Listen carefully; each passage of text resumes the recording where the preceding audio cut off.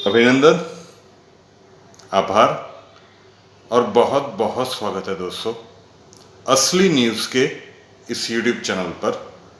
और मैं हूं आपका दोस्त रुपेन आर शाह। अगर आप मेरे ओरिजिनल YouTube चैनल के ऊपर लंबे समय से जुड़े हुए हैं तो फरवरी महीने से हम प्रिडिक्शन कर रहे थे। फरवरी 2020, if I am not wrong, 9 फरवरी 2020 की वो प्रिडिक्शन थी। अक्टूबर 2020 के बाद आप भारतीय राजनीति का सबसे गंदा स्तर देखेंगे।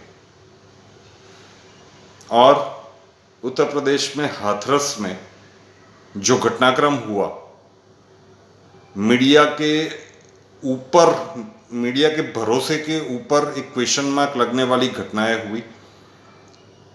क्योंकि अर्नब गोस्वामी जिस तरह से सुशांत सिंह केस में एक के बाद एक खुलासे कर रहे थे, एनसीबी के रडार में जब एएस और आर नाम के 3 बड़े नेताओं का नाम खुलने की खबर सामने आई और उसके दूसरे ही दिन से न्यूज़ चैनल शुरू हो गए कि हाथरस में ये हो क्या रहा है।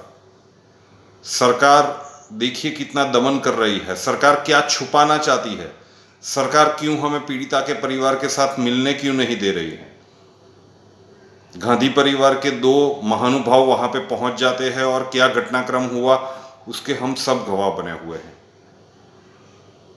वैसे तो कांग्रेस पार्टी अलग अलग कौभांडों के लिए बहुत ही नाम कमा चुकी है।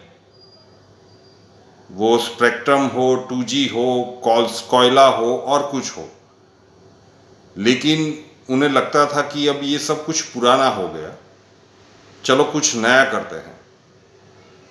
तो उनके घोटालों की श्रेणी में एक नया आयाम जुड़ा है।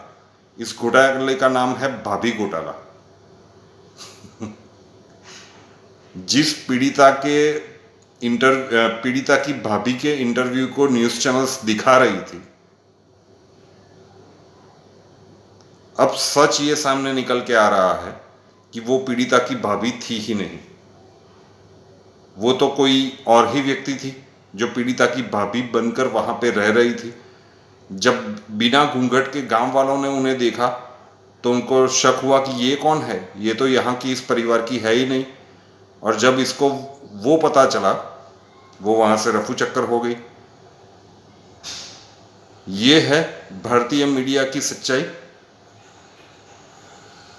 एक समय था अभी कुछ सालों पूर्व तक ही कि अगर मान लीजिए कि 2 इंसान डिबेट कर रहे हैं, किसी बात के ऊपर उनका डिस्कशन चल रहा है, एक कहता है ये सही है, दूसरा कहता है नहीं वो सही है, लेकिन अगर इन दोनों में से एक कह दे कि चल बंद हो जा, मैंने तो टीवी पे न्यूज़ में देखा है ये, तो दूसरा बंद हो जाता था। ये थी विश्वसनीयता हमारे न्यूज़ मीडिया की कि जब कोई सिर्फ इतना बोल दे कि न्यूज़ में हमने ये देखा है, मतलब 100% सही है। आज की तारीख में हाथरस की रिपोर्टिंग जिस तरह से की गई, बहुत बड़ा क्वेश्चन मार्क लग रहा है। भारतीय न्यूज़ मीडिया अपना भरोसा जनमानस के ऊपर से खो रही है। इसीलिए शायद असली न्यूज़ नाम के इस YouTube चैनल को शुरू करने की आवश्यकता पड़ी है। आने वाले दिनों में मैं वो प्रिडिक्शन लेके आने वाला हूँ कि भारतीय प्रेस मीडिया का क्या हाल होने वाला है।